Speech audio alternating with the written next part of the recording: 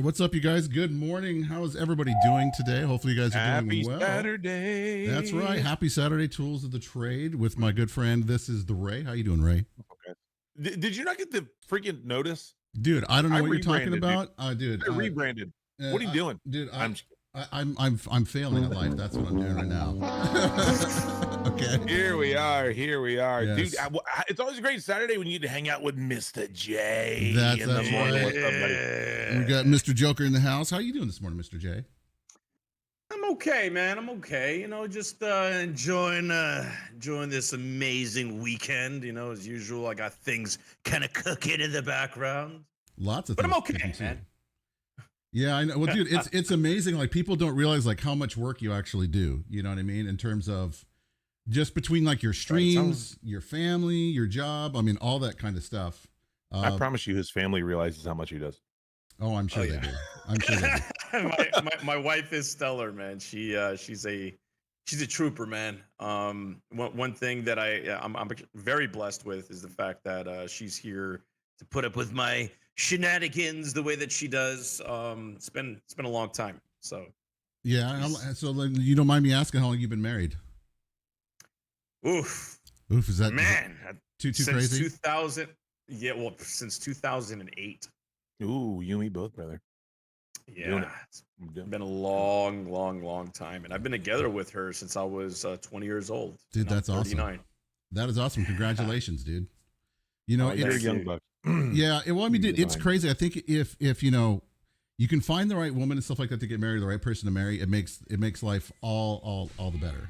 100%. You know. Oh yeah, 100%. Yeah. You know, straight up, man, straight up. So, but so what we wanted to kind of talk about with you today, if you guys have not seen any of his shows, the man puts on some of the most incredible talk shows and stuff like that, and content that you pretty much have seen on just about any platform. That's and you know, I'm not trying to kiss his ass or anything like that. It's 100% true.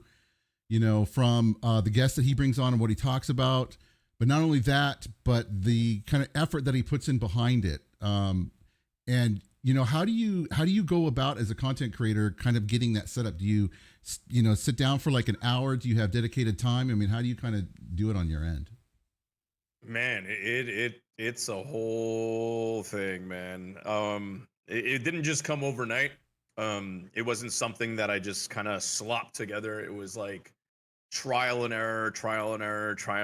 I mean, my setup itself was just very, very like, you know, amateur back in the day. Mm-hmm. And I grew into what I have today, right?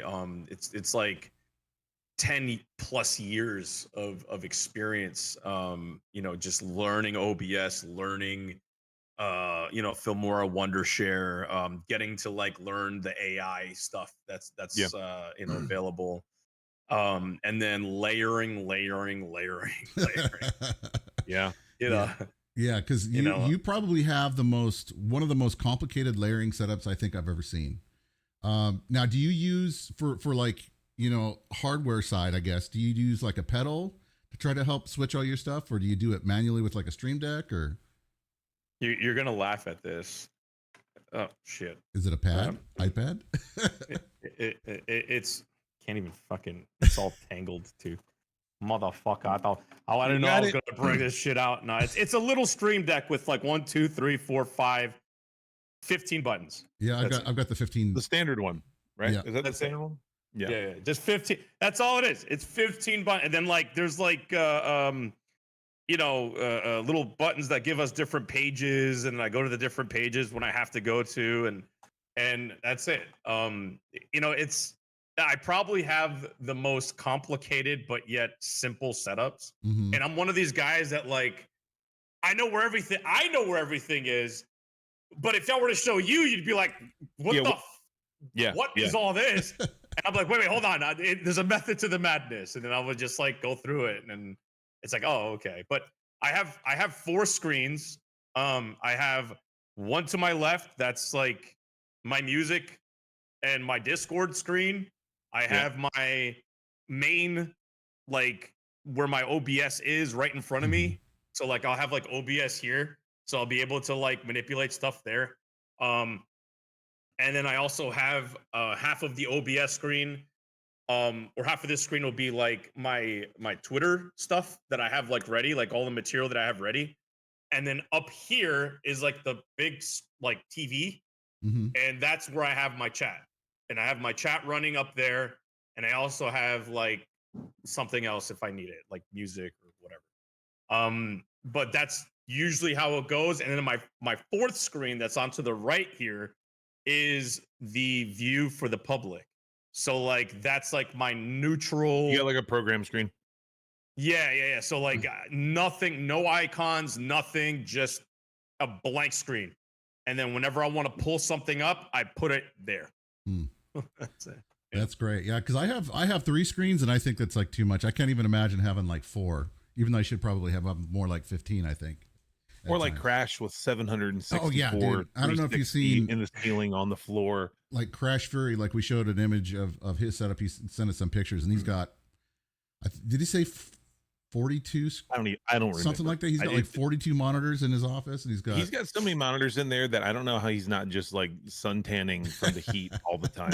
Like, it's ridiculous. Yeah. But look, I think in this industry, man, like, yeah, like you can have all the bells and the whistles, and you can make everything look a certain way. Like that's your product, but like, yeah, there's so much more to it than just how much you can put on a screen, right? Like, look, I have my little bat cave here, right? Yeah. And there's things that I can trigger to put all the stuff on the screen and make it fun. But if I don't have the charisma, if I don't have the personality behind what I'm doing, and I can't immerse my audience into this, well then what the fuck? Like it doesn't matter how much shit I have, right? It doesn't matter. None of that fucking matters. So, I think people get tied up so much into the tech side of things. Yeah. When in reality, it's not about the tech. It's so much more encompassing than just that. Yeah. And I think there's several different like levels and like angles that you can play on that. And you look at like people who are quote unquote like big time streamers, successful streamers, whatever it is. You got guys like Doc who are a little bit of a blend of a personality and a character that they've developed, and then also their production value is really high, and they do all the green screen stuff. And I saw a video of Doc this morning where someone in his chat asked him what he thought of the Black Ops 7 beta, and he's like, well, let's walk outside and we'll talk about it. And so he does a scene change. He walks into the green screen. It's head to toe of him on green screen. He's standing in front of the helicopter running, and he literally all of that to look at the camera and be like, it's terrible.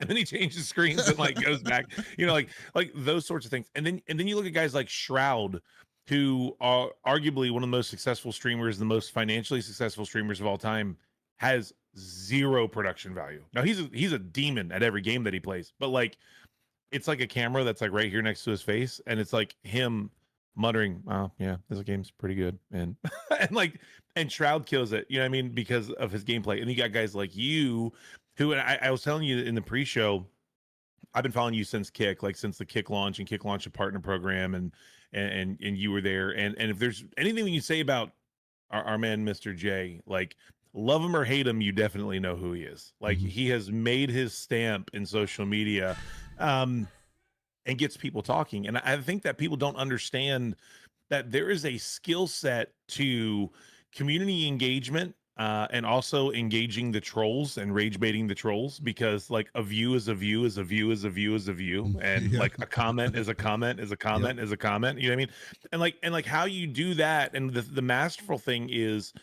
I would get so pissed off. Like I would be so mad all the time because of the stuff that I see people say to you. How do you go into your stream balancing all these things that we just talked about? Camera cuts, high energy, like soundboards, all these things that you're doing, and not visibly be actually crash out angry at the people in the chat, because like as much as you try to use it, I think that like you're also being baited. So how do you maintain that personality in the middle of all of those things? You know what I mean? Like that's funny. These people, man, like these little trolls that are out here, I learned a lesson from Keemstar, believe it or not. you know, Keemstar, if you guys don't know who that is. He is the one who created Drama Alert. And well, you know, he has similar amount of haters out there that talk about him, you know, and you know, whenever I see these little people that are talking all those shit, you know, it's just like, hey man, you know, why are you so serious? What is it that's bothering you? You know, Let's talk about it. Come into my channel, let me know, you know, and then we can talk about it. You know? But you know, they want to attack the clown. They want to attack Mr. J. You know, and look, it's not easy being a villain. I acknowledge being a villain in an evil world. You know, people don't realize that what I'm doing is I'm stimulating conversation, right? When I'm out here saying, well, what about this thing or what about that thing? And if it really angers you, well, it speaks to you as the person that is the fucking problem. You. And well, if you have the problem that's deep in your chest, well, maybe you should reflect on some of these things. And I grab their attention and I hold it dear and I say, look at you little angry people. And then I say, well, why don't you approach it this way?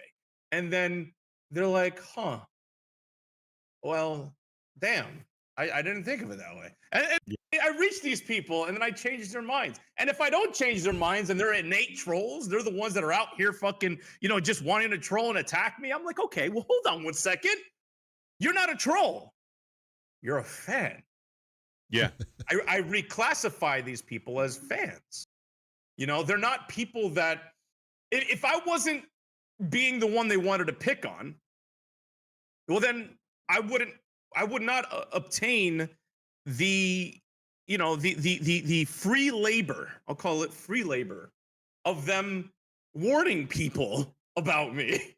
Yeah. You know, I reclassify their opinions not as a, you know, as a scrutiny of me. I don't let it pierce me. What I do is I say, huh, just like someone saying I'm cool, just like someone saying I'm bad, just like it's all static. Yeah. It doesn't penetrate. What it does is it informs the viewer that I am here doing these things. And any celebrity, any president, any person in the world, including Charlie Kirk, gets these folks who are very motivated to do things. Mm-hmm. Do you think Charlie Kirk gave a fuck about people talking all their shit? No. Okay, he went out, he wanted to talk to people, he wanted to reach people, he wanted to have these one-on-one conversations.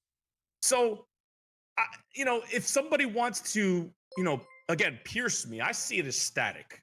Just turn it up on the television set. Make it louder. Tell your grandma, tell your mom, tell your sister, tell your dog about me. Because that's all free labor, baby. Yeah. How many, I'm curious, how many people, maybe percentage, maybe ballpark, maybe you actually don't even care, but like how many people do you think that come in with this, like, I'm going to get this guy, like I'm going to be the one that gets Joker. I'm going to be the one that trips him up. I'm going to be the, you know what I mean? Like, I would be the one that like, you know, and then they you end up flipping them. Like, do you flip them? I mean, I know you just said that you call no, like, I don't care to fans. flip them. I don't care to flip them. You know why? Because they're so motivated to be the one who gets the Joker. You're so motivated to be that person. And well, you know what? My next live stream, why don't you tell your friends and maybe recruit some more people to try to get the Joker? Like, you know? Because again, it's all free labor. You know, these people, and it's funny because like when I first started on Kick, my trolls were the ones that got me noticed. Yeah, because it's all engagement. It's all engagement.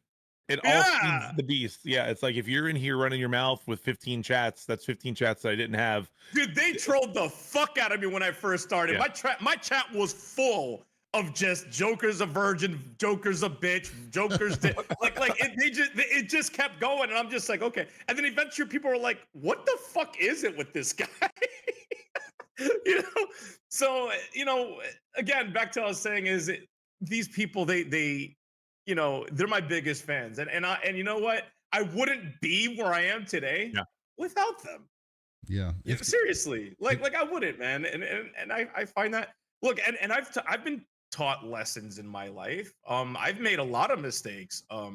You know, and a lot of those mistakes that I've made, I've learned very valuable lessons. And I will never make those mistakes again. But look, man, that just goes with the 10 years plus of experience. You're gonna have ups, you're gonna have downs. People aren't gonna fuck with you. People are gonna fuck with you. People Yeah. are gonna find reasons not to like you. You know, you're like 1,000 versions of yourself that you don't even know exist. To you, you're a good person. To someone else, you're a bandit. You're an idiot. Yeah. To another person, you're a fucking retard. To another person, you're a glorious god. Like you just, it's all noise. You know, as long as they're talking, that's all that matters. Yeah. Yeah, it's kind of crazy. I mean, I think that there is definitely an art to handling like trolls. Like when I first started streaming, everybody, like all my mods and stuff, wanted to ban the trolls, and eventually I got to the point I'm like, hey, just let's talk to them for a little bit. Let's have some fun. Let's kind of, you know, because I mean, dude, one, it's a view, two, it's interaction, and it brings people involved. And sometimes they actually turn out to be nice people. They're just coming to be a troll for whatever they're bored or whatever. So I think it's definitely an art to kind of, you know, handle all that. You know, when does it kind of cross the line? When do you step in and kind of do it? And I think that there is a line. There is a line, right? Sure. In my chat, I don't like to have a lot of moderators because like I let them talk their shit. Yeah. And I let the chat fight. I'm like, go ahead, fucking fight. You know, whoever wins. You know, who cares? Hey, that's a Joker trait, by the way, 100%. Yeah, but there is a line, and that line is doxing. Right. Yeah. If someone's out here talking, you know, first naming someone's wife, first naming someone's kids, that kind of, that's when it's just like, okay, you know what I mean? Like that's when I have to, like, you know, keep people safe, because doxing can get people hurt. Again, look what happened with Charlie Kirk. He was assassinated because people knew where he was. And they anticipated, you know, everything that went down. And that's one of the dangers of live streaming is, like, if you're an IRL streamer, man, I can't even tell you how scary that is, you know? So, but that's the line, you know, it's doxing and putting someone in harm. Yeah, no, It's so I funny agree with you. Go for it, Tex. Go for it, Tex. No, I was gonna say, because, you know, especially like the people that do it like live IRLs or walking around towns and stuff, there's plenty of videos out there to see kind of the dangers of even doing that around people that don't know who you are, let alone people who know who you are. And then hearing the stories about, you know, people showing up at people's houses, knocking at the door, like, you know, 5 a.m. I mean, it's freaking crazy.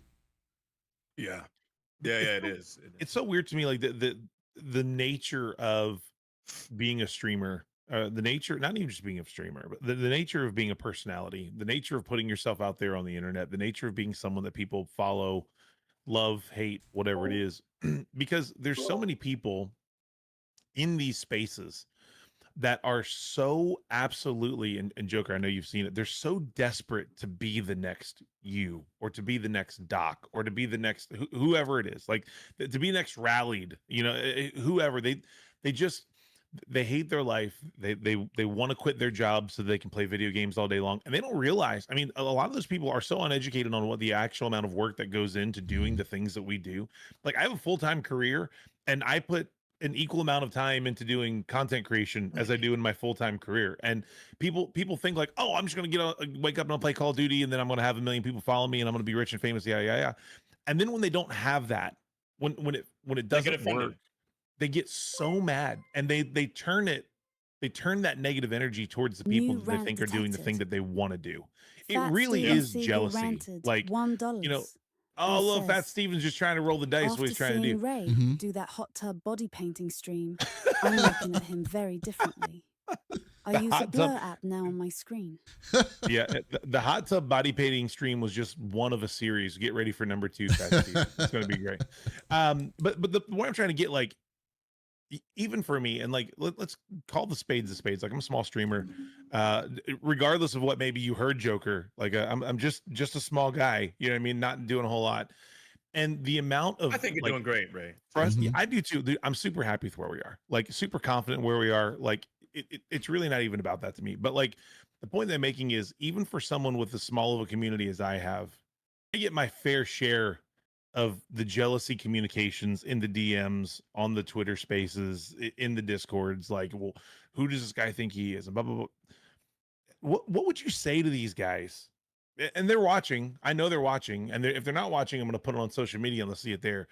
The guys that are like, I'm not getting featured, and these guys are getting featured, and I'm not getting the attention that I need. And if I just had a chance, and what do you say to those guys, man? Because some of them need a little coaching, and you've been there, you've done it, you've built huge communities on different platforms. You're building a huge community in Rumble. You are reshaping the landscape of Rumble with a lot of the top Rumble guys right now. Like, to the people that feel like they're being held down, they're frustrated, they're angry, they're jealous more than anything. Like, what do you say that would actually help put them on a right path? So here's the thing, right? If you're doing the same thing and it doesn't work, figure out a different way to do it. Mm-hmm. Okay, that's number one. Number two, this might not be for you. Yeah. Charisma, right? Not everybody could be an actor. Not everybody could be a police officer. Not everybody could be a fucking like anything, right? Charisma plays a big role in this, right? You're not a, you know, if you want to be in the streamer landscape, there's a lot of other roles you could play. Yeah. Not just being on camera. So that's another thing, right? However, if you see yourself, you have a community, you've built a community, or you have some form of community, you're not getting over the hurdle. Yeah.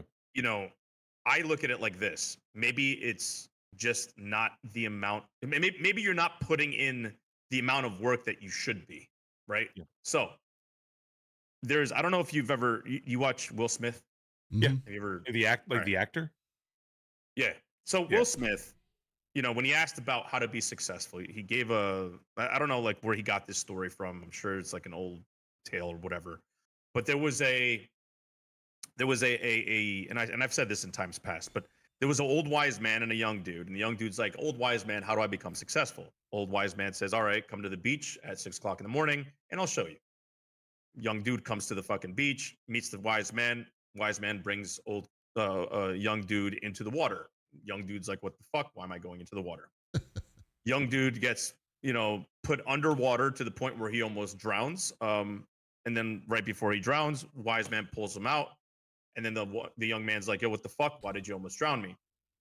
And the wise man said, only when your desire to be successful is the same desire that you had to breathe, only then you will be successful. The moral of that story is you have to live this. This isn't a fucking, you know, like when you embark on a journey for, you know, becoming a successful live streamer, right? You have to live, eat, breathe this. You need to understand what is the landscape of live streaming, right? It's not just, you know, oh, I'm just going to press go live. Like, no, you got to know who are the big dogs. What's going on around those big dogs? What is the who are the brands right now that are particularly interested in Rumble, or who are the brands that are particularly interested in Kick, which would be casino versus energy drinks, and it changes. It changes every so often. It doesn't remain the same. And then define what success means to you. Does success mean that you're going to get millions of dollars for live streaming? Well, good fucking luck. Okay? Yeah, tell me about it. Yeah. You know, you're not going to get a better chance. I'm still waiting in the NFL. Probably. I'm still waiting for my $1 million deal. That's what I'm saying. I'm still out there. Well, not all of us can have exclusive deals, gentlemen. That's right.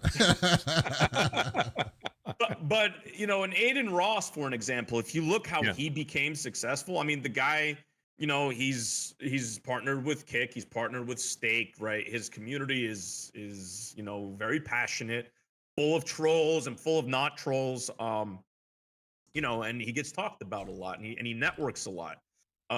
You know, he's able to build these shows and get them funded by brands because he has X amount of viewers. Now, what does that mean in terms of viewership? I don't know.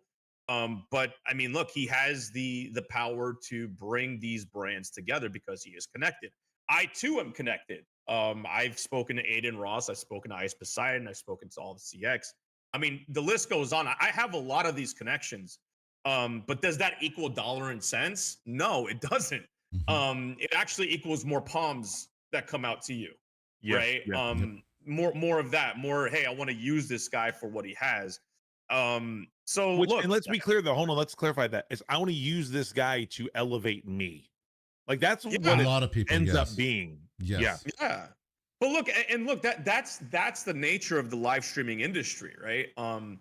there's number one, there's a lot of people that are looking to make it, but they don't understand, they don't know what making it means. Yeah. They think money and fame and fortune, but like that's really not what live streaming provides you. No. Live streaming actually is giving us an opportunity to influence the masses to do things.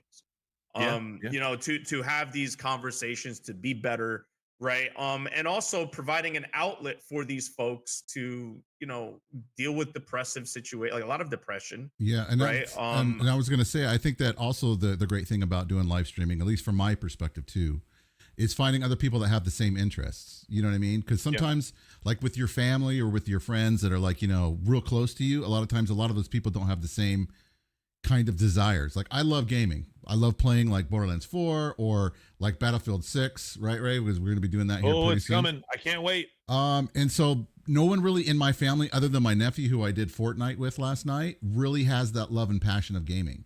So like I can talk to my wife about the new game and she's like, well, I don't care. You know what I mean? She doesn't get excited about the games. Well, here's the thing, right? And we're in a situation where gaming itself is not sought after. Yep. No. People were like, why am I gonna sit in a fucking live stream and watch this guy lose to Call of Duty, right? Like, or maybe he's raging, or maybe he's good in Call of Duty. But the point is, like, no one's gonna wanna like sit there and just watch, right? It just is what it is. The gaming part of live streaming is failing. Because we're just oversaturated. You have your Dr. Disrespects, you got your Ninja, you got your, Summit 1Gs. You have all these people that already have the attention of those that want to watch that style of content. And even that is not doing so well because the people who watch them from when gaming was cool until now have grown up. They have a lot of different, things in their lives that are dealing with, and the humanity is all fucked up. So, really, the IRL streamers are winning in this because it's like, like it's the car accident on the side of the road. But even that audience, what is it exactly? What kind of value do they bring? Mm-hmm. So these are all things that, brands, particularly brands, are kind of like side-eyeing, like, how am I going to get conversion from these people that I'm investing into some ROI? But then again, who are these community members? Like, who are these people that I'm presenting my product in front of? Are they the ones that want to watch, Action Man, fucking spurg out on meth? Like, is that a valuable, audience to bring in, So that's, again, success is defined based upon, number one, what the live streamers trying to do. And I saw Meg said in the chat, define the why. Yeah. Define the why. Why is it you want to do this? And well, if it's just to have fun, well, then you can just go live, have fun, talk to a couple of people, play video games, and turn it off. Is that going to pay your bills? Fuck no. Yep. No. Not going to pay your bill. It'll probably pay like a cheeseburger or something. You said a couple things, and I think that if you are reading the tea leaves and putting together things that Joker is saying, so he just talked about the fact that people aren't necessarily, like, you can have all the great production in the world, and people aren't going to necessarily come for that. They can find that, they can see that, they can go watch, broadcast television. They're coming for the personality, they're coming for the charisma in one hand. And then he also just said that this idea that, like, true and pure video gaming streams are not holding the interest of the masses any longer. And so when you weigh those two things together, it's not about it's Tim the Tap Man. It's not about how good of a gamer you are. It's not about the game that you're bringing necessarily. It's about how are you presenting that game, or how are you presenting that content in general, be it sports, be it video games, be it entertainment. Meg's in chat, be it nostalgia, Bucket of Fishes in chat, be it tech, be it the things that we talk about. How are you as a personality engaging community, creating conversation, and building a community through that conversation in an entertaining way? This idea that I'm just going to boot up my favorite video game and people are going to watch, I think it's dead, Joker. It's gone. Yeah, it is 100%. You could have exclusive access to Call or Battlefield 6, right? And you might get the viewership before Battlefield 6 fucking launches, but then as soon as Battlefield 6 launches and the market gets all saturated, they're going back to Tim the Tap Man, right? Yep. And because they have essentially created these these people who follow them, right? The voice, his voice and his charisma and who he is what people watch. It's not him playing Battlefield. It's Tin the Tatman. That's why you watch him. The same thing with my audience, right? They watch me because like I give them that level of entertainment. They get what they came for every single time, right? They get the hype, they get the energy, right? They get that kind of stuff. But the second I fucking turn on a video game, my chat dies. And that sucks. That's not what they're there for. They're not there. Exactly. They're not there for the video game. That's why like people are like, oh, Joker, why aren't you like a gaming streamer? It's like, trust me, gaming streaming, dude, that'd be easy content for me. I would sit there, play a video game and talk to chat. Like, cool. I would love to do that. But y'all don't reciprocate.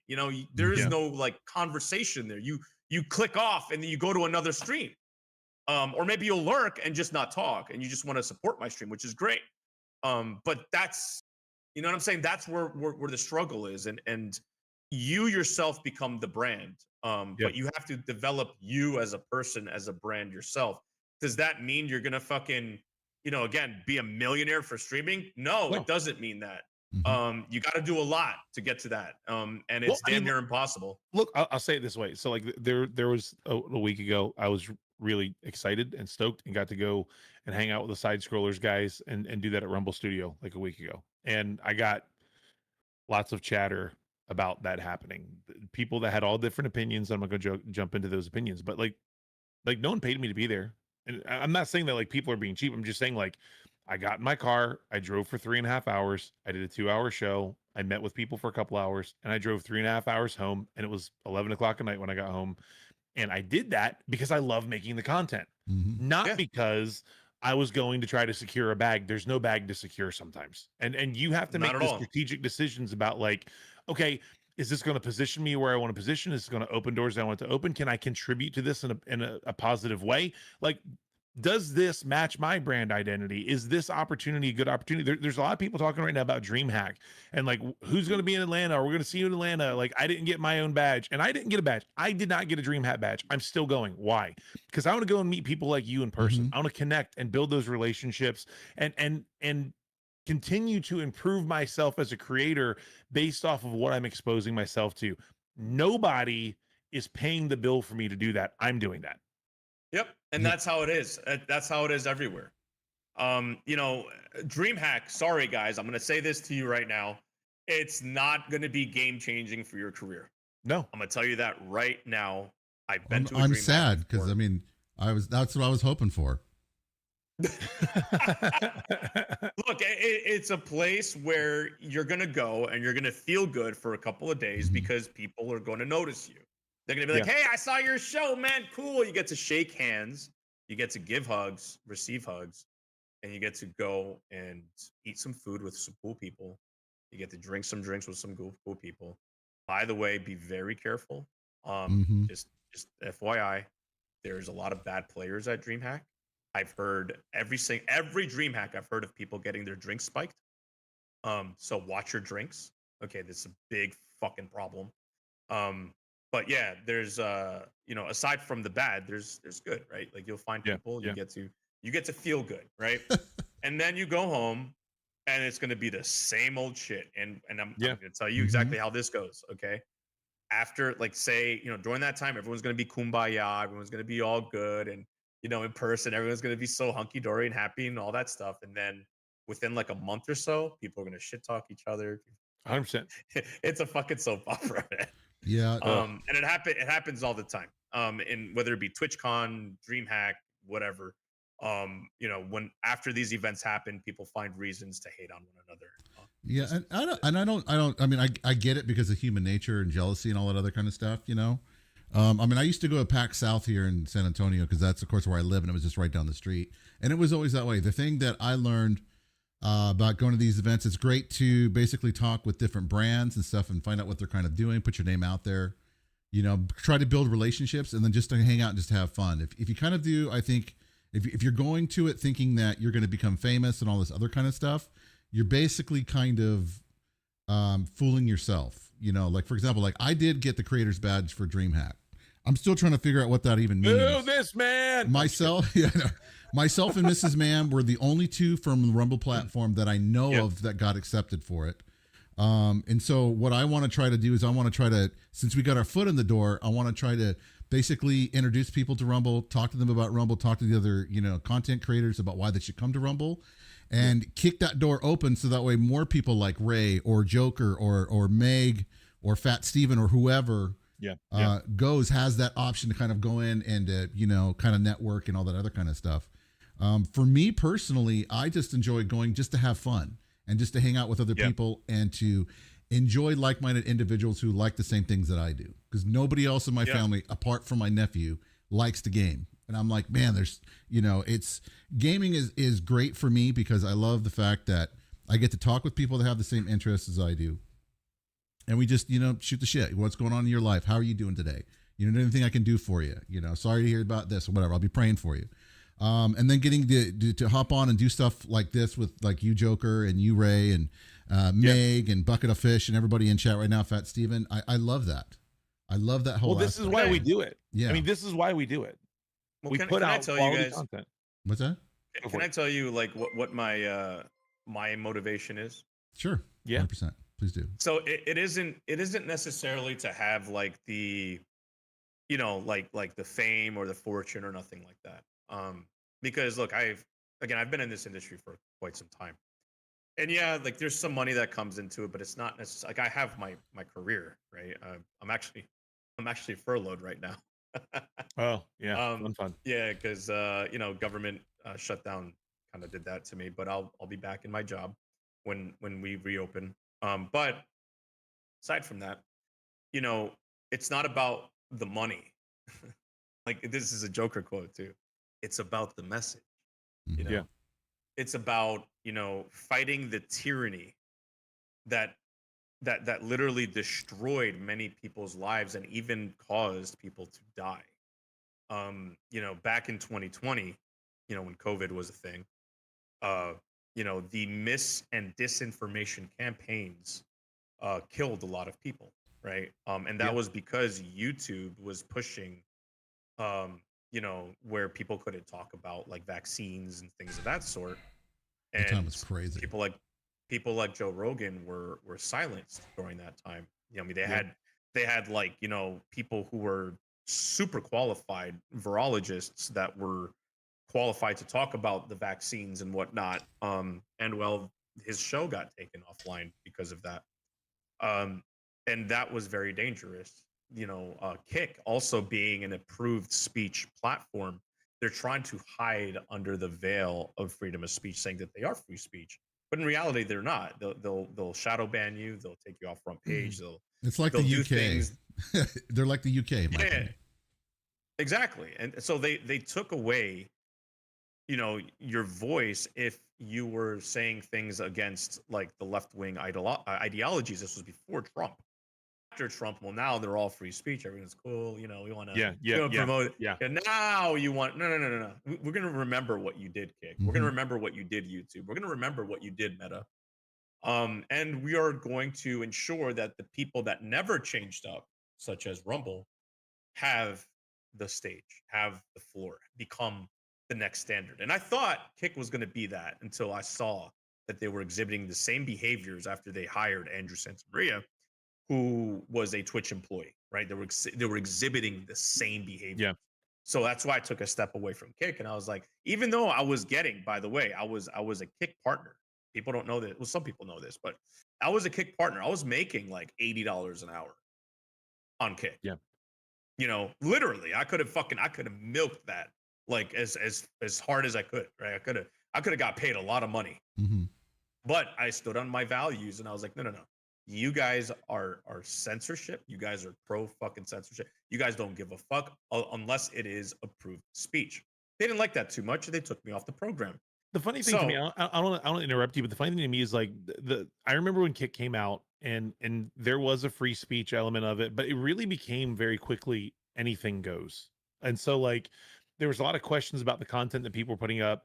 And it wasn't what people were saying, it's what they were doing. It's the way that they were dressed or the way that they weren't dressed in times. And then there's that whole Twitch versus Kick, who's letting nude streamers, who's letting streamers with like tassels on their, like whatever, all this stuff started happening.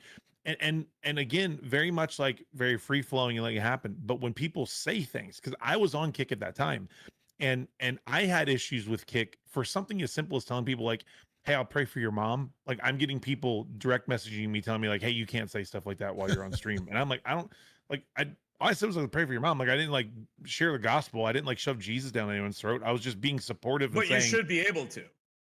for You sure. should be able No, to. 100% you should be able to. And then I go out of my channel on Kick, and it's like nudity, and there's literally not just nudity.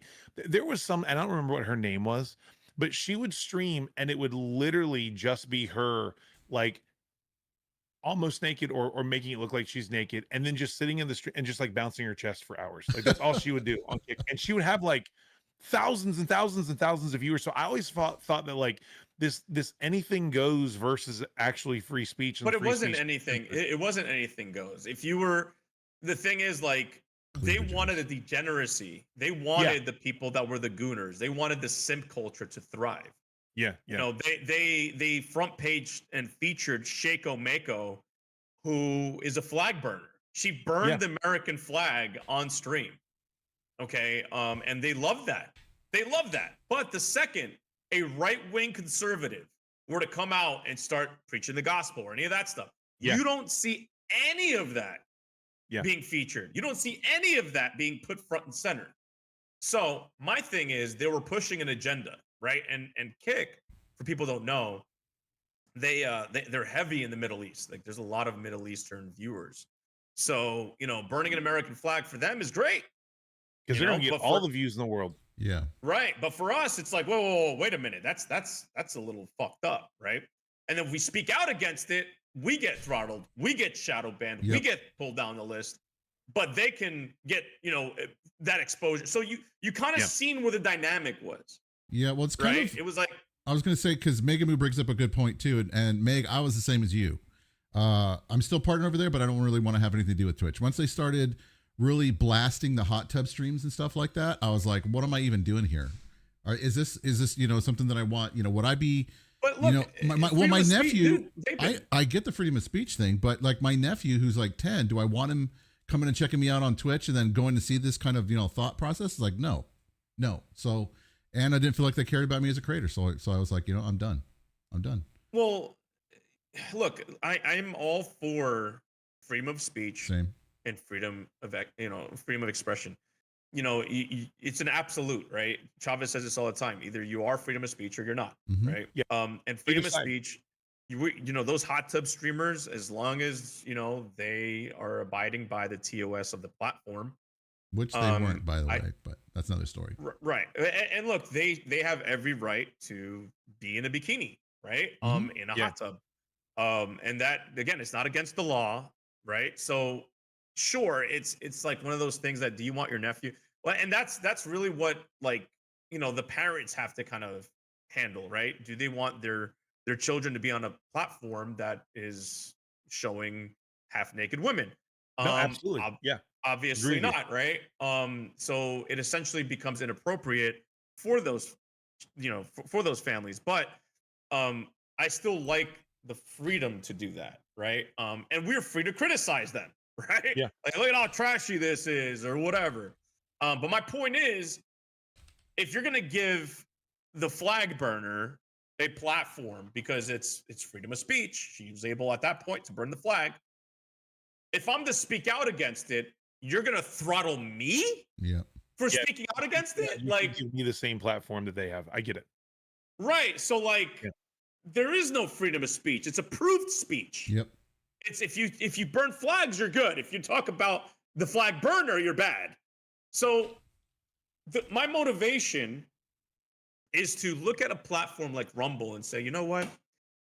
I want a platform like this to succeed. And I'm going to do everything I can as a cog in the machine to help that, right? And I want to boost creators.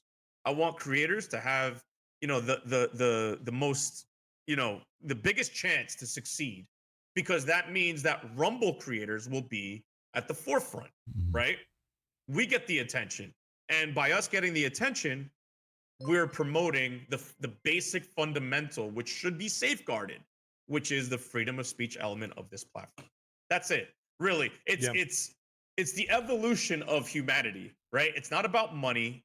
It's not about like I have my career, right? I work a 9 to 5, right? I have my family, I have my house, like I'm okay, right? But this is important just to keep humanity evolving in the right way.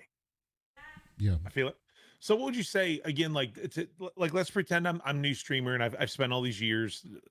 Oh man, I've bought my camera and I got my lights and I bought my stream deck and I've done all the things that people tell me I need to do. And my expectation is, because what's been put in front of me is go play video games and then you'll get a chat and you talk to your chat and then it kind of grows from there. Like if you were starting from ground zero day one right now and nobody knew you, like what do you do? How do you build community? Because your community, dude, your community's wicked. And like we said, it's made up of all shapes and sizes and lovers and haters and supporters and doubters and detractors. Like you've got like this huge smattering. If I made a level 0 day one, I've never pushed a live button before, and tonight I'm going to push live. What are the things that I need to be thinking about in order to help create that community? If the production doesn't matter, what do I do? So you need to, first of all, understand where you're going to stream. I mean, first and foremost, right? Where's it? What television station are you? Are you CNN? Are you Fox News? Are you know what I'm saying? Like, and then once you figure out where you're going to stream, also look at the kind of content you're going to produce, right?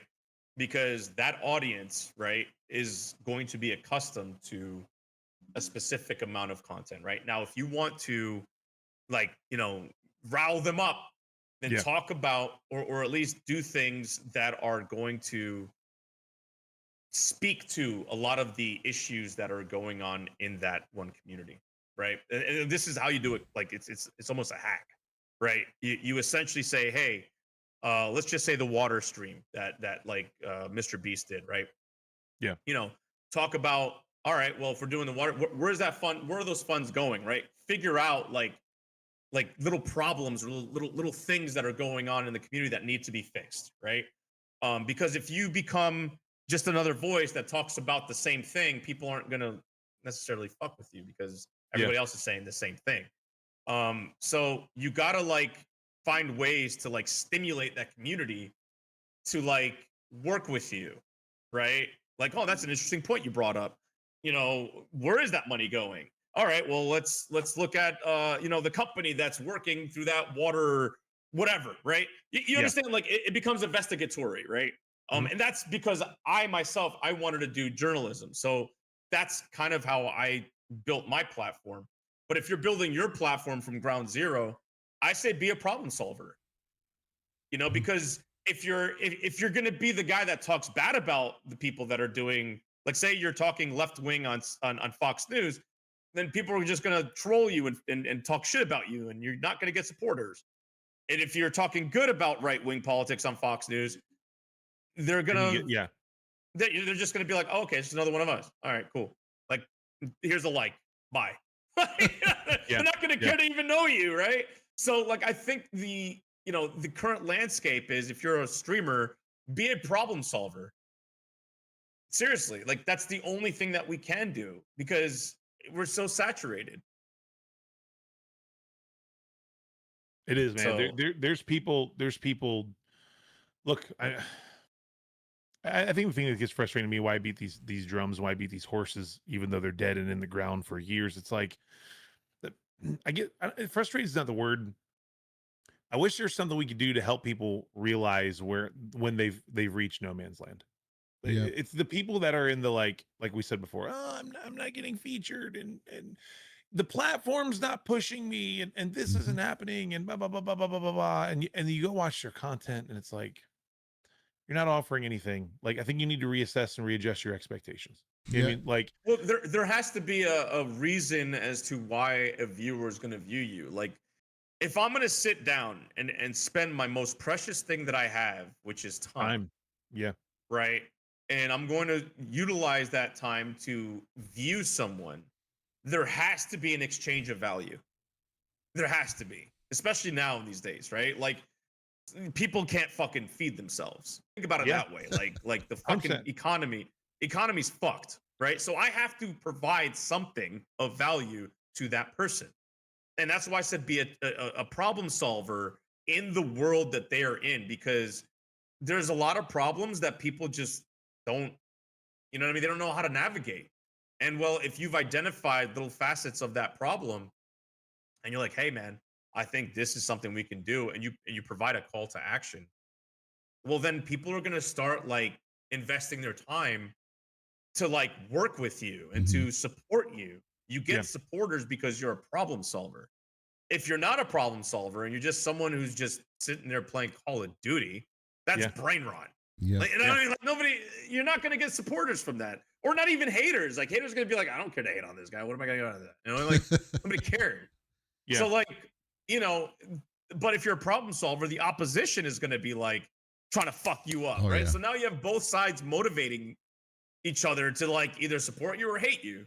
So that's what I'm saying. Like if you're a ground zero person, find a problem and build a entire community to solve it. Because if not, then you're just gonna be part of the brain rot. And people like you're in a sea of, you know, it's a very big sea of Call of Duty streamers or whoever. Yeah. And you know, and it's Fat Steven, to answer your question, are people really complaining about this? Yes. I saw a post about this on X a couple of days ago from one person. And then I saw it again from somebody else that, you know, Ray, I sent to you. I was like, did I, you know, and I made the mistake of responding to them. And of course, you know, they clap back and all this other shit. And I was like, oh my gosh. Okay. Well, you know, sorry for answering your question, but yeah, people are still complaining about it. I mean, look, I would love to be on the front page of Rumble right now, 100%. You know, maybe we are, maybe we aren't. That's okay. You know, I'm having a great time doing the best I can to put out good quality content as much as possible. Especially with my situation. Can I tell you something? Yeah. The front page doesn't really do much. Exactly. Yeah. Exactly. I was going to make that point too.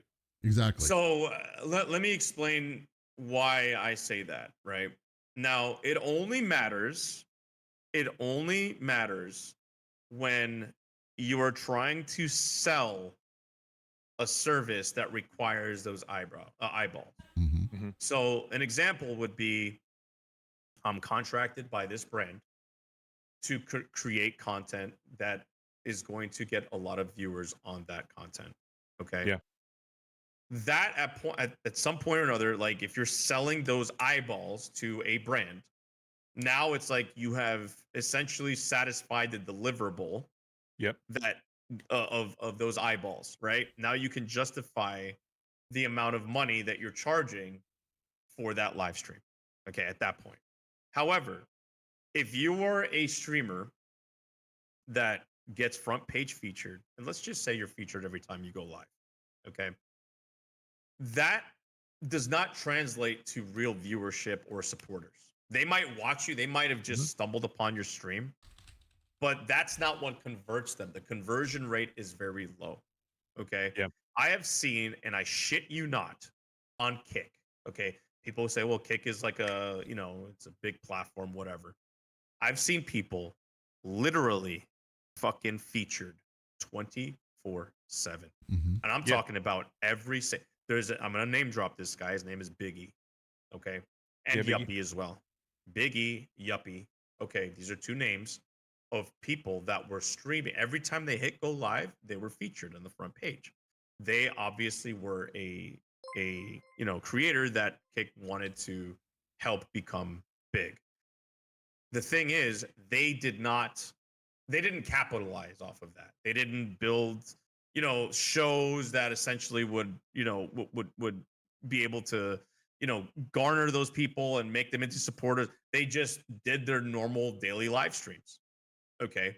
So they didn't essentially, you know, take that and do something with it.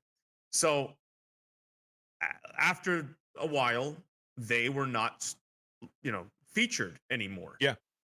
So when they weren't featured anymore, they went from 100, 150 plus viewers to 10. Like to 10. So like, no matter how much they were featured, they didn't take the time to essentially build the why as to why somebody would fuck with your shit. And that's an art. Not everyone can do that. As a matter of fact, majority can't. Yeah. So like, I get people want that exposure. I get it's like one of these things that like, hey, I'm doing all this stuff for the platform. I'm out here, you know, speaking good about Rumble. Why am I not getting featured? Well, it I think more value will be had if you were to seek an audience outside of Rumble, and that is bringing a community from Twitter. Mm-hmm. Build your Twitter. Okay, that's what I did, and it's worked phenomenally for me. As a matter of fact, I'm one of the creators out there on Twitter that when I go live, I get like 2,800 views on my fucking like while I'm live. Yeah. So like, I think X is really pushing my content, which is like really cool. That's awesome. Yeah, and that's I can't even believe it myself. And then my VODs get like all the way up to like 10,000 views. And look, build on Twitter, build and adhere and do your content on fucking YouTube, right? Get your YouTube Shorts to bring people over to Rumble. Okay, YouTube Shorts, huge tool, huge tool. And then of course TikTok. But if you do that and you bring people to your live streams on Rumble, you don't need the front page. That's bypassing the front. You don't need that. Exactly. So I think that if you establish that, you're not at the mercy of any staff member to fuck with you. Yep. You are your own tool. Build your asset. Yeah, and I think it's very important. And like, a lot of everybody else kind of agrees with that too. But the goal should be to bring in views from other platforms like Live Search, App Said. You're absolutely correct about that. Megamoo says you have to convert them, those viewers yourself, to make them want to stay. That's absolutely correct. Fat Steven also says, no, it doesn't. You got to keep the audience. Anyone can rate or feature you, but it doesn't maintain your way to success. And that's true. And I think, one of the things that is important for all of us, like if you're struggling with that out there, feel free to ask questions. You can ask me, you can ask Ray. I'm sure Mr. J occasionally too as well, if he's not busy. Might give you some tips too as well. He's a great guy. Of course, his time is limited. So if he doesn't get back to you right away, or someone doesn't get back to you right away, don't sweat it. Maybe they're busy doing something and they'll get back to you when they can. And if they don't, that's okay. Maybe do some searching on YouTube. There's some great videos. Hopefully once we get the search feature on Rumble fixed, which is supposed to be coming soon. I'm kind of wondering about the whole marriage with AI, if that's going to be kind of what their Hail Mary is for that. But you'll be able to find it here and to be able to watch videos and stuff like that. Go back and watch your stuff, like Ray constantly says. Go back, self-evaluate. Look at it. What is it that you're doing that's good? What works? What doesn't? All that stuff is very important. And to try to make it to where the community can be involved and you build those relationships, and that'll basically propel you into success, whatever that looks like for you, whatever you want to measure it. And that's for me, I think is kind of hard to deal with sometimes, trying to figure those things out, but it is possible.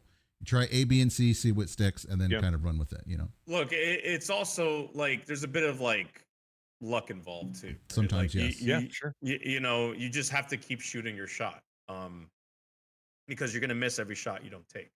So like an example would be, I was invited, and I'm not, I don't know exactly when it's gonna happen, but like I was invited to the Fresh and Fit podcast.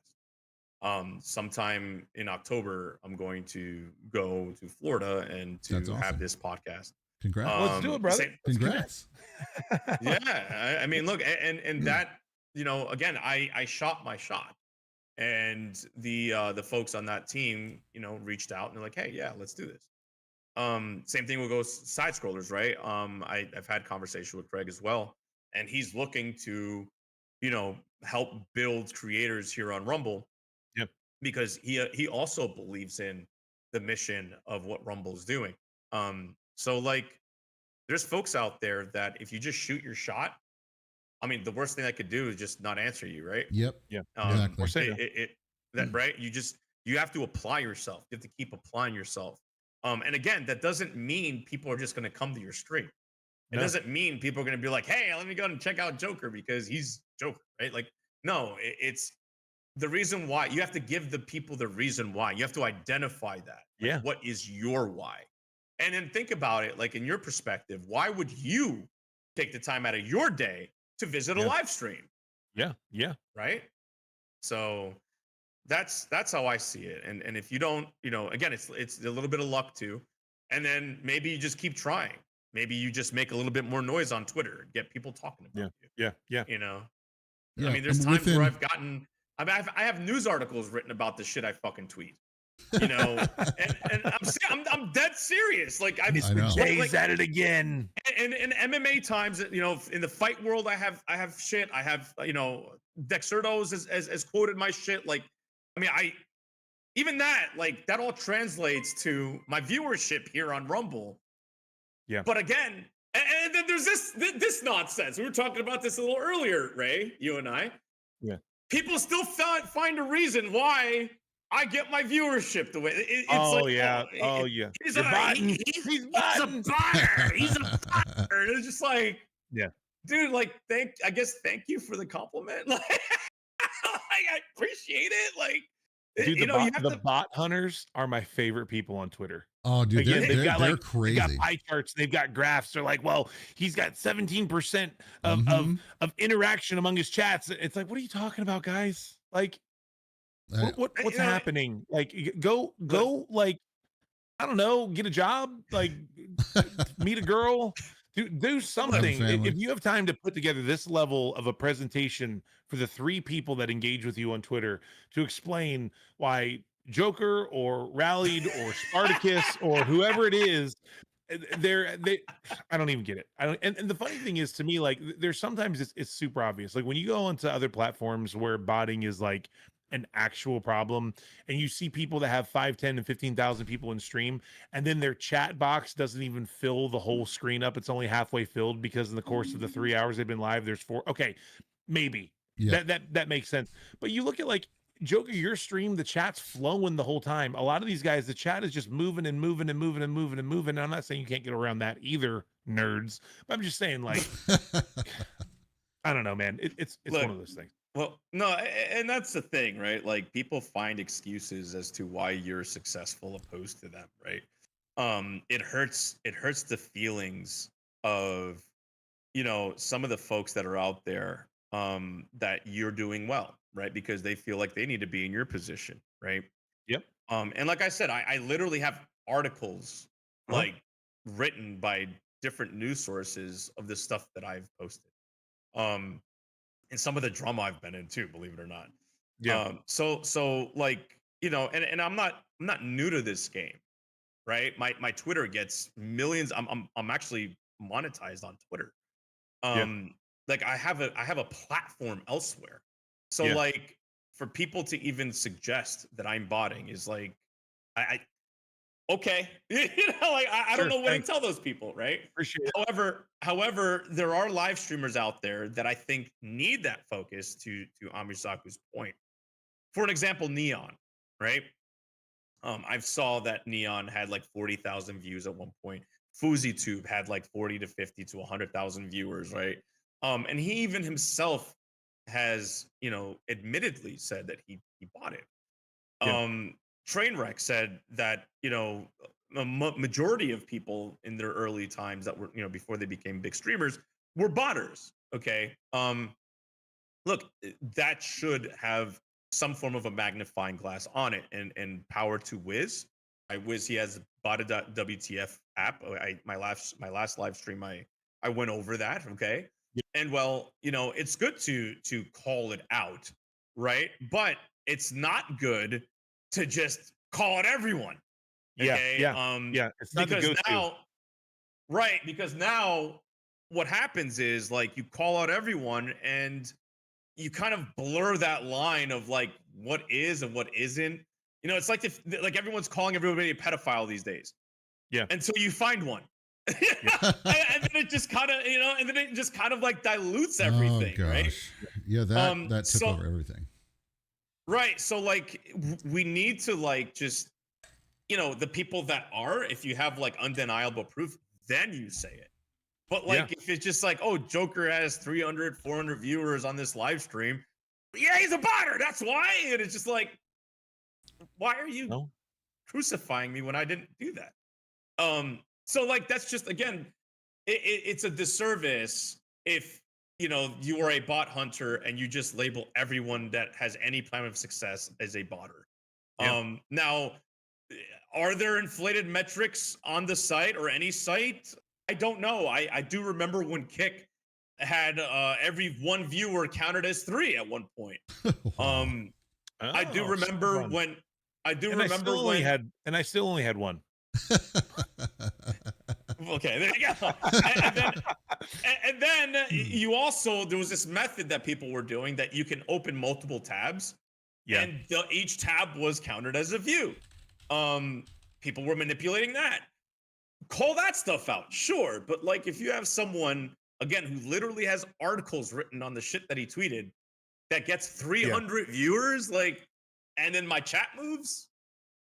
What are you doing? And first of all, let me just say good morning, Mr. Brian Z-Game. That is my nephew in chat. What's up, buddy? Good to see you this morning. What up, Brian? Second, I think that it's good to call out botting when it's obvious. But don't just necessarily assume sometimes that everybody is botting. Like there's that whole argument I've heard from people about like, well, see, he's on the front page and or I've been featured and I've got all these hundreds of people watching, but only like nobody's really talking. It's like, well, if you're in that position, sometimes there's going to be more people watching on TV, maybe checking out your stuff. There's a ton of people that are floating around on Rumble every single day. I forget, what is it, like 60 million people like per quarter, or 65 million people or whatever visit Rumble every quarter.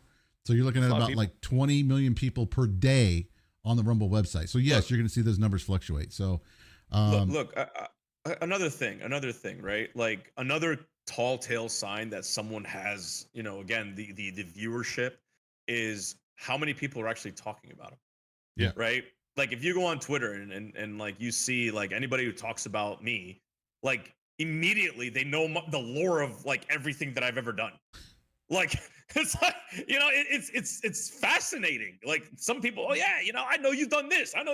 I saw you do the boxing thing. I saw you. It's just like, well, those to me are tall tale signs that like I'm reaching people. Mm-hmm. Yeah, 100%. And then like I remember when I went to DreamHack, dude, I got fucking crowded at DreamHack, and I thought I was gonna get jumped.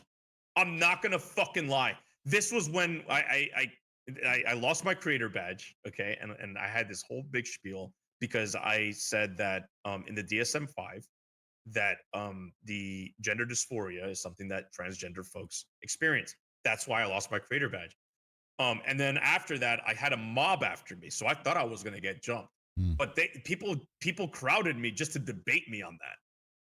When I was at the floor in DreamHack, and I was like, "Oh shit, I think I'm gonna I think this is it. I think this is here it. we go. This is the time. I'm gonna die. Like I should have hired security."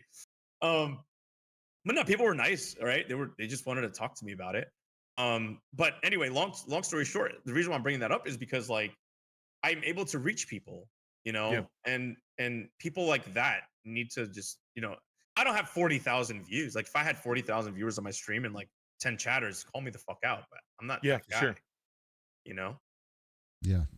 But let's do this too as well. One real quick thing, because we got a couple of donos from Mr. Fat Steven. He donated a couple bucks. So what we need to do, you guys, like we do it every single time around here, whenever you guys gift subs or dono whatever, you want to try to like give back to the community too as well. So we have the Not Rig slot machine. So if you win, Fat Steven. This is the coolest thing in the whole world. And so if you win, then basically you're going to get a stream overlay of your choice from nerddie.com, courtesy of us. So he donated nothing, so now he does again, another $1. Thank you, Fat Steven. So hopefully he'll get. So you guys ready for this? You guys ready for this? Of course you are. Remember, Not Rig slot machine, everybody. This is Joker's first time. This is first time. Yeah, okay, I'm super excited. Here we go. Here we go. Roll number one. Fat Steven Siegel ranted $1. Oh, almost, dude. Almost. Dude, like I can't help it, okay? Rig. Okay, look, he'll get it. He'll get it. Just calm down, everybody. Calm down. Okay. Nobody's won just yet. We're there. We're close. We're close. Okay. Spin number 2. He gets 3 spins. It's not rigged, dude. I promise you. Heart, and a rumble. At least Rumble loves you, bud, and your mom does too. So here you go. And finally, spin number 3 for Mr. Fat Steven. Then the Not Rigged slot machine tools of the trade. Okay, get wrecked. And there he goes, Fat Steven. He freaking wins. There we go. Let's go. You get, Fat Steven, you get Stream Olo, your choice from nerded.com. I told you guys it wasn't rigged. Oh my god, dude! It's been how many months? New It's been rank since detected. July. Yeah. This never happened Fat before. Steven We've been watching Siegel people every ranted Saturday since one July. done and says Yep. it's Try the to get same this- This is the first time anybody crowd won? used to Yeah, it's the first time On the anybody show, yeah. won. So, dude, congratulations, Fat Steven. Congratulations, Let's go. sir. You get your choice. Nerdadie.com. Let me know which one you want, and you totally got it, dude. So congratulations. Oh, hold on. What is Bucket it? of Fish. I will sponsor a Tools of the Trade giveaway with a Shure Move Mic Lav Creator Kit. Glad to help out if you want it. Dude, that would be so awesome of you. Boom. Bucket of Fish. Thank you, You Shure. were awesome. Thank you, Kevin. Yes, sir. Thank you guys so much. Let's go. That's one of the best things. Is that like a microphone or? Yeah. Yes. Sweet, dude. That's awesome. And I thank need you, one. Bucket of Fish. Appreciate that. So we'll be touching bases on that, and we'll get that out eventually. bucket of fish. But congratulations, Fat Steven. My I like DMs that. are open. So Yeah, see, somebody does win, everybody. Somebody does win. He's Matt given. Steven. Yes, dude. I'm excited. Yes, very much so. So here's the question too. Since you brought up DreamHack, we'll kind of circle back to that. I know you're going to be at DreamHack Atlanta coming up here in just a couple of weeks. Myself's going to be there. Ray is going to be there. I'm coming. What is it that you're kind of looking to get out of the DreamHack experience for you this time around? Just to connect to the Rumble staff, really. That's where my focus is going to be. To connect to the side scrollers guys, to connect to Rumble staff, to connect to brands that are there. So this way, like, you break bread with people, man. You get to know them in person. Mm-hmm. So that's where my primary focus is going to be. Yeah. So this way, like, they see I'm a real guy, right? I'm not just a fucking person on the screen.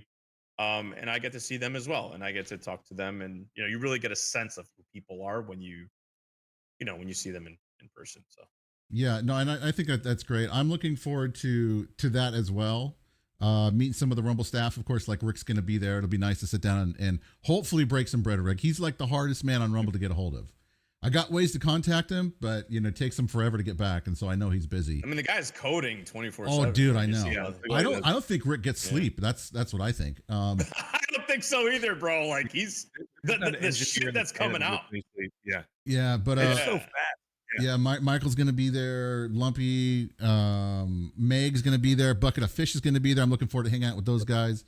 We'll be hanging out a lot with Ray, Uncle Pudge, and I think Miss Pudge will probably be there too as well. So it'll be kind of like really cool to get to hang out with everybody and just kind of sit down with them longer than 5 or 10 minutes or through a stream. You know what I mean? Like dinner where everybody kind of comes together and eats together. Yeah, that would probably be the most amount of party. time. That you'll have. Yes, there. I will say this There's right a now. party. We will announce it right now. There is a party. I can't give any okay. details because we're not totally privy to 100% of the details yet. But yes, there is. There's something happening. Gotcha. So we'll see what happens. So it should be a good time. I mean, I'm looking forward to. Hopefully, Atlanta's a nice city to be in. I'll be spending a lot of time. Yeah, nah. I mean, what's wrong with it, right? It's not my favorite city. It's fine. It's not my favorite city, but it's great. I'm excited to come there and see people. That's what I'm excited for. To come connect, network. I mean, they have the Coca-Cola factory. That's pretty good. Yeah. Yeah, there is that. Hey, good morning, Small. Hey, dude, I don't know if you heard, and I want to make sure I throw this out there. The other day when I was streaming and I had problems with my streaming crash, you donated some subs, dude. Thank you for that, Small. I just wanted to let you know. I saw it and I appreciate it. Look at you go. Look at you go. Look at you go. But yeah, 100%. So I mean, going to DreamHack, I mean, I don't even really know. It'll be my first experience there. I'm more familiar with a PAX than I am a DreamHack, so I'm kind of curious to see how that's all going to pan out. But being able to, I don't know about a sausage party, 7, because I don't do those kind of things. Oops, wrong sound effect. There we go. Press the wrong one, you guys. I failed as a streamer. I apologize. But I think overall, I think it's going to be a great experience. I'm kind of curious to see the kind of dynamic between some people when they get together because of some issues going on around. So I'm hoping that Issues? On Rumble? always, never. I know On the right? internet? No way. I'm hoping that What do you everyone mean, will be kind of like grown up about the whole thing, and hopefully that's the case. But we'll kind of see. But Don't you owe somebody a Slurpee? I do owe somebody a Slurpee. I know I owe a lot of people a Slurpee. They graduated from a small Slurpee to Why a a medium. Slurpee? I don't know. I just threw that out there because Slurpees are delicious. I mean, why not? I mean, depends on which one, though. Well, dude, you can mix and match. I'm saying blue raspberry and like strawberry. It's a match made in heaven right there. 100%. Dude, I've been really liking strawberry banana stuff. Oh, that sounds really good. That sounds good. I've been, dude, for myself, I've been on a peanut butter kick for some particular reason. Peanut butter's always been the jam. Dude, you know what? If you have a Target by you, Joker, there is a strawberry. It's like strawberry shortcake, or is it strawberry cream cheese? I forget. Something like some strawberry ice cream that Target makes. It's their brand. It is freaking phenomenal, dude. If you're into like strawberries and stuff like that, go check that out. Yeah. Just go for that. Definitely is one of the things that I like. Strawberry and good. Oh yeah. But yeah. Anyway, tell us a little bit more about where people can find you, what kind of stuff you've got going on. I know you've got, a secret thing that you're doing later today, which you're going to be kind of sharing with everybody. Tell everybody where they can find you, and just kind of the floor is yours for a bit. Yeah. 9 p.m. Eastern Standard Time. If you're a content creator and you're really serious about making this into a business, got something cooking. Executive Joker on Twitter and Joker Effect here on Rumble. Make sure you tune in tonight at 9 p.m. because we got, again, if you are a content creator and if you are a viewer that just wants to see what's going on, this live stream is for you. And we're putting together, we've partnered with Pickaxe and a company called Knockout Brands that have Nintendo, Bethesda, PlayStation, Glitch Energy, quite a bit of really, really big names in the industry that right now are giving Rumble creators a massive chance. Yep. People, they don't, you guys don't understand how like game changing and important this is, because brands in times past didn't fuck with Rumble. Exactly. Yeah, at all. And Knockout Brands is rolling the dice. So we're putting together something, and I'll go more into detail on my stream tonight at 9. But we've put together something that is going to help level you up if you're serious. If you're not serious, this ain't for you. But if you're serious and you want to really turn this into a business, then this is for you. 9 p.m. Eastern on Joker Effect on Rumble. Yeah, Joker's so understated. So let me just say the quiet part out loud. Look, guys, if you've not connected with this dude, he's connected like spider webs every freaking where. And like I said, whether people love him, people hate him, people know who he is, and he is in the background and in the shadows, much like the actual Joker, making things work and masterminding and putting things together. So when he says things like, I got an opportunity, he's not just blowing smoke. Like there's an opportunity that will absolutely, if you pay attention and if you dial in, this is an opportunity. And so that relationship, that connection, I would encourage you guys, give him a follow, Joker Effect on Twitter. Get in these streams. There are always people in these streams that are much larger fish than you expect to find. He's well connected and gives a great platform to the community. So I appreciate the understated, hey, it's going to be a great thing. Guys, this is going to be huge for you. Get in this chat. Yes. And learn about it. Yes. And it's very important. And I would encourage you guys, follow him everywhere. That, make sure you guys are following what he's doing. I mean, the man is incredible. And it's crazy to me, Joker, too, like how much of a reach you do have. Because sometimes like you'll DM me about something. I'm like, well, how the heck did he find out about that? And somehow Joker finds out. So, he really, no, you dude, guys. He said something to me in the pre-show today that was so off the wall. I was like, I don't know, is this happening? I don't know about it yet. apparently that's coming, right? Did Joker just break news to me? I have no idea what we're talking about. Yeah, apparently it's coming, right? So be ready, I guess. Apparently, but you guys will. Like I said, my interest is to ensure that the creators over on Rumble and Rumble doing, Rumble itself doing really well. Yeah. Because again, like the industry itself, man, it really fucked up a lot of people, man. Cutthroat, dude. Yeah, exactly. And when you have an absolutist of a free speech platform that's where our attention needs to be. Yeah, and I think I'm gonna do everything I can to make sure that happens. Yeah, I was gonna say, and I think in the end, that's why we're gonna win. You know, because of the fact that we're able to have various opinions here and stuff like that. What's up, Real Tomby? Good to see you, bud.